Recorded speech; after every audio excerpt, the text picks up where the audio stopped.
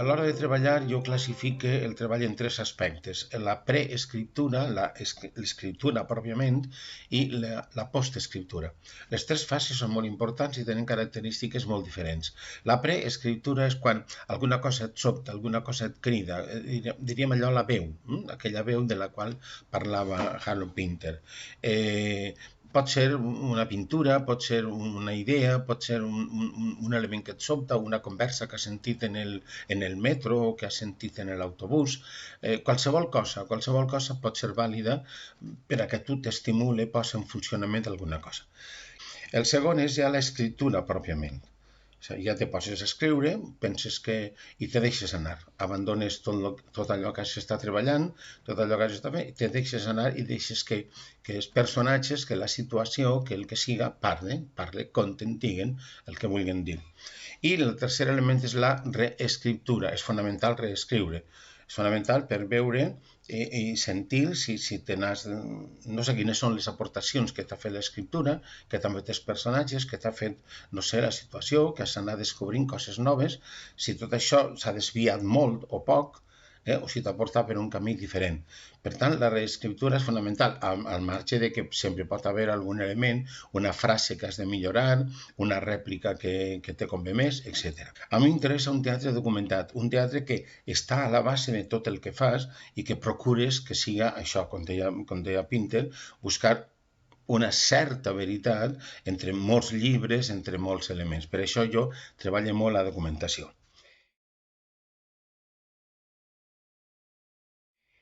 En el primer volum de l'obra completa, la publicació tindrà 3 volums. En el primer volum hi ha 16 obres. Jo classifico l'obra en cicles. En el primer volum apareix el cicle de l'altra memòria, que és un cicle que intenta recollir elements de la història, més o menys, de la història de la nostra vida, del País Valencià, de la història dels valencians.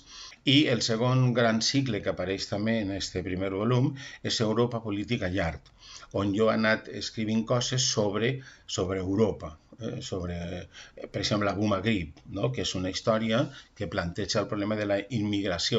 Segons alguns, el primer text que planteja la temàtica de la immigració en un viatge per tota Europa, que això és important.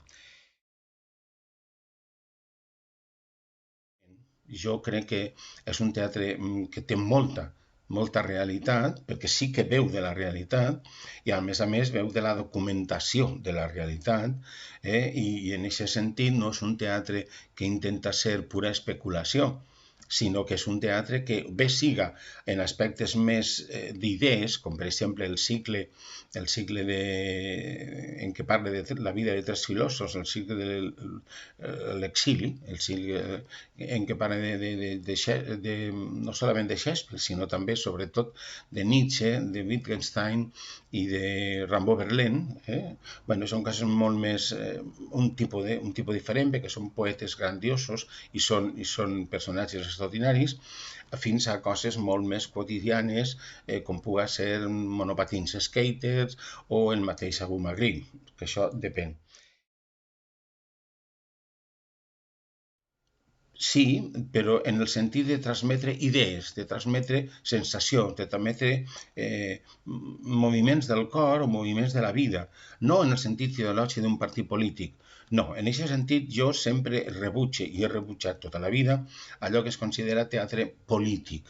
El meu és un teatre polític, però és un nou teatre polític en el sentit de que no se trata d'un partit polític, sinó d'expressar allò que hi ha en el foro, com feien els grecs, allò que planteja la realitat del carrer, la realitat que està ahí, siga la guerra, siga la mort, siga el desig, siga l'ambició, siga el que siga, el que hi ha al carrer.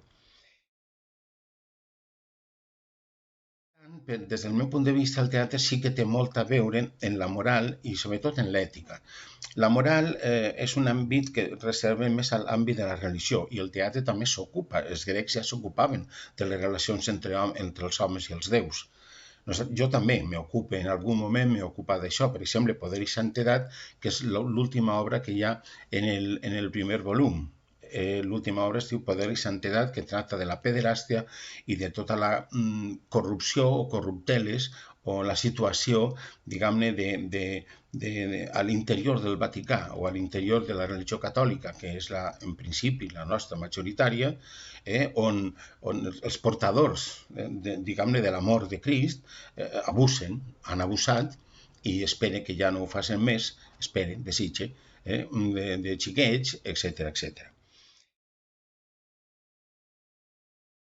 En aquest sentit, el Teatre Valencià actual, jo pense que de com començava quan jo començava en els anys 70 a ara, hi ha un canvi radical i fonamental.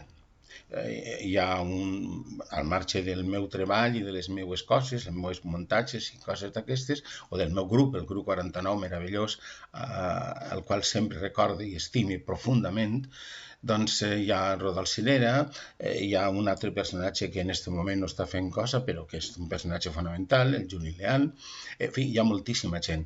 I han aparegut també, evidentment, veus noves, com és inevitable que aparegueren, molta més gent nova, en un sentit o en un altre, que han seguit en alguns aspectes el que fem, o no, o que han fet altres coses, que és la seva obligació, d'alguna manera. I per acabar, jo voldria recomanar-vos un parell de llibres d'Alfons el Magnànim. El primer llibre que voldria recomanar-vos són dos llibres de poesia. És La primera soledat de Vicent Andrés Estellés, que és l'únic llibre, l'únic llibre que Estellés escriu en castellà.